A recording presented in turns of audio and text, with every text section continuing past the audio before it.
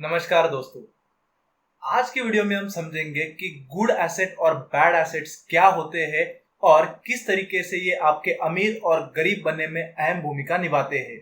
और इस वीडियो के एंड तक आपको ये भी समझ आएगा कि आपके पास जो एसेट्स है वो गुड है या बैड है।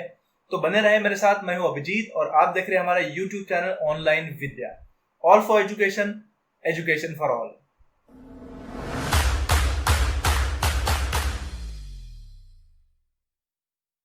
दोस्तों, वीडियो का शुरुआत करते हैं एक स्टोरी से। दो फ्रेंड्स है, बैठ के कॉफी पी रहे हैं। उनके सामने से एक चमचमाती कार जाती है। कार में से एक यंग व्यक्ति उतरता है।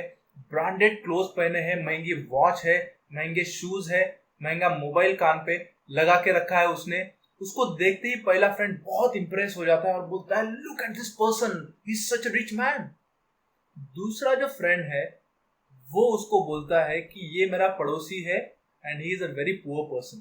पिछले ही महीने इसने कार खरीदी है, 20 लाख की कार है। कार खरीदने के लिए पैसे नहीं थे तो 15 लाख का लोन उठाया और उससे कार खरीदा है। नाउ मेरा सवाल आपसे ये है गाइस, क्या इस व्यक्ति ने जो एसेट खरीदा है वो गुड है या बैड, और ये जो व्यक्ति है ये रिच है या पुअर? दोस्तों, इसका सवाल है बैड एसेट और ये जो व्यक्ति है he is a poor person. He is trying to look rich because he is not rich. दोस्तों, अगर बैड एसेट को पहचानना है तो आपको दो सवाल का जवाब देना जरूरी है। सबसे पहला सवाल है कि क्या ये एसेट अप्रिशिएट हो रहा है या डिप्रिशिएट। अगर ये डिप्रिशिएट हो रहा है तो इट्स अ बैड एसेट। और दूसरा सवाल, क्या ये एसेट कुछ रिटर्न ऑन इन्वेस्टमेंट दे रहा है या नहीं, कुछ पैसा कमा के दे रहा है या नहीं। अगर इन दोनों सवालों का जवाब ना है तो it is a bad asset. और हमारे पास ऐसे बैड एसेट्स की भरमार रहती है।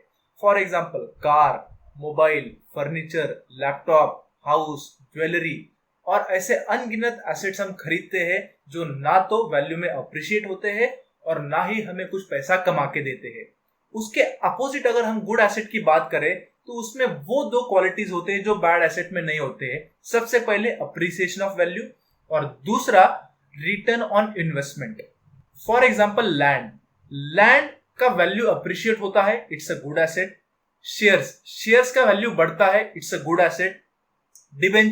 डिबेंचर्स का वैल्यू भी बढ़ता है और वो आपको इंटरेस्ट भी कमा के देता है। बॉन्ड्स भी आपको इंटरेस्ट कमा के देते हैं। गोल्ड अगर इन्वेस्टमेंट के लिए स्पेशली अगर आपने यूज किया है तो इट अप्रिशिएट्स इन वैल्यू। तो अगर वो अप्रिशिएट होता है या कुछ इनकम कमा के देता है तो in that case it is a good asset. एक बात हमेशा समझ लो गाइस, बैड एसेट जो होता है उसे हमेशा हम खरीदते हैं और गुड एसेट में हमेशा हम इन्वेस्ट करते हैं। तो जो हम खरीदते हैं वो एक्सपेंडिचर होता है और जो हम इन्वेस्ट करते हैं उसमें से हमें कुछ रिटर्न मिलता है। कुछ बैड एसेट्स ऐसे होते हैं जो गुड हो सकते हैं। फॉर एग्जाम्पल, कार आपने खरीदा और उसके रेंट पे लगा दिया या उससे बिजनेस कर रहे हो आप, तो in that case that car is generating some revenue for you, it's a good asset. अगर आपने घर खरीदा और उसको रेंट पे लगा दिया, इन that case rent is an income for you. अगर आपने बिजनेस के लिए कुछ मशीनरी खरीदी है, प्रोडक्शन के लिए यूज हो रही है, it is helping you to generate revenue, good asset. अगर आपने कैमरा खरीदा है फोटोग्राफी के लिए, फोटोग्राफी से आपको इनकम जनरेट हो रहा है, इन that case that camera is a good asset. But अगर आपने डीएसएलआर कैमरा खरीदा है शो ऑफ करने के लिए, इंस्टा पे फोटो डालने के लिए, it is a bad asset. In fact poor लोग जो होते हैं वो बैड एसेट इसीलिए खरीदते हैं क्योंकि उनको रिच दिखना होता है। They want to show off. वो इसीलिए शो ऑफ करना चाहते हैं क्योंकि वो रिच नहीं होते हैं गाइस। और ये जो बैड एसेट खरीदने वाले लोग होते हैं वो अपने लाइफ में डेट क्रिएट करते हैं। और जो गुड एसेट खरीदते हैं वो शो ऑफ करने का जरूरत नहीं होता है, वो चुपचाप अपना पैसा इन्वेस्ट करके अपना मनी ग्रो करते हैं।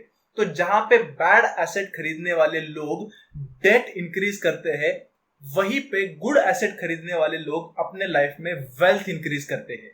So you have to ask yourself, you want to increase debt in your life और you want to increase wealth in your life. अब कुछ लोग ये बोल सकते हैं कि क्या बैड एसेट खरीदना ही नहीं चाहिए, क्या हमने मोबाइल खरीदना ही नहीं चाहिए, कार खरीदना ही नहीं चाहिए, घर बिल्कुल खरीदना नहीं चाहिए? ऐसा नहीं है। You must buy these things. Of course these are part of our life, मेरे पास भी मोबाइल है, मेरे पास भी कार है, मेरे पास भी घर है, but when you buy these things कुछ चीजें आपने ध्यान में रखनी जरूरी है। सबसे पहले आपका इनकम और आपका बैड एसेट का वैल्यू, इसका प्रोपोर्शन देखो। आपका इनकम फॉर एग्जांपल बहुत ज्यादा है, 1-1.5 लाख रुपए आपका इनकम है और उसके प्रोपोर्शन में आपके मोबाइल का वैल्यू 10-15 हजार है या आपके ईएमआई का वैल्यू 15 या 20 हजार है, तो in that case it is okay. 10 to 15% of your total income, if you are buying a bad asset, then that is okay, that is controllable. But अगर आपको मोबाइल खरीदना है, मार्केट में 1 लाख का भी मोबाइल अवेलेबल है, 10,000 का भी मोबाइल अवेलेबल है, तो 10,000 के मोबाइल से अगर काम चल सकता है तो 1 लाख का मोबाइल शो ऑफ के लिए मत खरीदो। अगर आपको कार खरीदने 15-20 लाख की भी कार मिलती है, 4-5 लाख की भी कार मिलती है, 4 लाख के कार से अगर आपका ट्रांसपोर्टेशन का काम चल रहा है तो 15-20 लाख का कार शो ऑफ के लिए मत खरीदो, उससे सिर्फ डेट बढ़ेगा, बाकी कुछ नहीं। तो इनफैक्ट गुड एसेट से जो रिटर्न आता है, गुड एसेट से जो इनकम आता है, उस इनकम से आपने बैड एसेट्स खरीदने चाहिए, ना कि डेट क्रिएट करके। तो अभी के लिए एक छोटा टास्क मैं आपको देता हूं। आपके पास जितने भी एसेट्स है, for example car, mobile, furniture, land, jewellery, gold, mutual funds, shares etcetera, जितने भी एसेट्स है उसको लिस्ट डाउन करो। और लिस्ट डाउन करने के बाद हर एसेट के लिए 2 सवाल पूछो, क्या ये वैल्यू अप्रिशिएट हो रहा है या डिप्रिशिएट, और क्या ये कुछ रिटर्न कमा के दे रहा है या नहीं। दोनों सवाल का जवाब अगर ना है तो इट्स अ बैड एसेट, दोनों में से किसी एक सवाल का जवाब हाँ है तो it is a good asset. दोनों को लिस्ट डाउन करो और देखो बैड एसेट का वैल्यू कितना है और गुड एसेट का वैल्यू कितना है। आपको अपने आप समझ में आ जाएगा कि अभी तक आपने जो भी इन्वेस्टमेंट डिसीजन या स्पेंडिंग डिसीजंस लिए हैं वो सही है या गलत। और आपको यह भी समझ में आएगा कि इन फ्यूचर आपको सच में गुड एसेट में पैसा डालना चाहिए या बैड एसेट में। दोस्तों अभी के लिए बस इतना ही। अगर वीडियो पसंद आया हो तो उसको शेयर करना, चैनल सब्सक्राइब नहीं किया तो अभी सब्सक्राइब करना, और जाते जाते वीडियो को लाइक करते जाना, और ऐसे सिमिलर वीडियोस देखने के लिए इस प्लेलिस्ट पे क्लिक करना। अभी के लिए बस इतना ही, फिर मिलेंगे एक नए वीडियो के साथ। तब तक के लिए bye bye, see you and have a good day.